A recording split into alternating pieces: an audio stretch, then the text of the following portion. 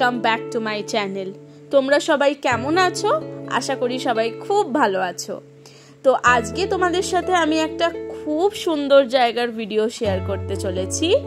এটা হচ্ছে খুবই ফেমাস, দ্য কলকাতা ফেমাস মিষ্টি হাব।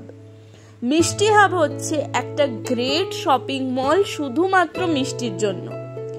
বিভিন্ন দোকানের মিষ্টি এক জায়গায় কিন্তু কিনতে পাওয়া যায়। সব ধরনের বড় বড় ব্র্যান্ডের মিষ্টি তুমি এই একটা স্পট থেকেই পেয়ে যাবে। কি না দোকান নেই! নলিন চন্দ্র দাস অ্যান্ড সন্স থেকে শুরু করে ভিখারাম চাঁদমাল, গুপ্তা ব্রাদার্স, বাঞ্ছারাম, সূর্যকুমার মোদক, বলরাম মল্লিক, রাধারমন মল্লিক, কেসি দাস, সুন্দরাম, আর কি কি নাম নেবে বলো। এমনকি হলদিরামস প্রভুজিও কিন্তু এখানে আছে। প্রত্যেকটা দোকানের নিজস্ব কিছু এখানে তারা স্পেশালিটি মিষ্টি কিন্তু বিক্রি করে। প্রত্যেকটা দোকানের এক একটা কিন্তু ইউনিক ডিশেস তুমি এখান থেকে পেয়ে যাবে। এখন আর ইচ অ্যান্ড এভরি স্টপে গিয়ে তোমাকে মিষ্টি কিনতে হবে না। একটা ছাদের তলায় তুমি সব দোকানের মিষ্টি পেয়ে যাবে বিনা কোনো দ্বিধায়। যেরকম আমরা জামাই ষষ্ঠীর বাজার করার জন্য পৌঁছে গেছিলাম এখানে, এবং এখান থেকে আমাদের মন মতো যেগুলো পছন্দ ছিল সব রকমই মিষ্টি আমরা পেয়ে গেছিলাম। এবং শুধু মিষ্টি নয়,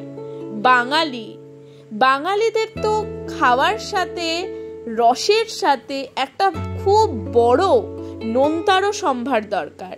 তো এখানে রাধাবল্লভী থেকে শুরু করে সিঙ্গাড়া, পনির রোল, খাস্তা, গজা, সব রকমের আইটেমস তোমরা এক জায়গাতেই পেয়ে যাবে। এবং সব দোকানের প্রত্যেকটা, যেরকম প্রথমে বললাম স্পেশালিটি আইটেমস, তো স্পেশালিটি আইটেমস বলতে গেলে কিন্তু প্রত্যেকটা দোকানের এক একটা ইউনিক জিনিস কিন্তু তোমাদের হাতের কাছে পেয়ে যাবে। আর এত সুন্দর করে ডেকোরেট করা পুরো ইন্টেরিয়রটা, ঢুকলেই মনটা একদম ভরে যাবে। এবার তোমাদের কাছে নিশ্চয়ই কোয়ারি হতে পারে যে এটা আছে কোথায়। এটা হচ্ছে ইকো পার্কের গেট নাম্বার 2 এর এবং 3 এর মিডলে।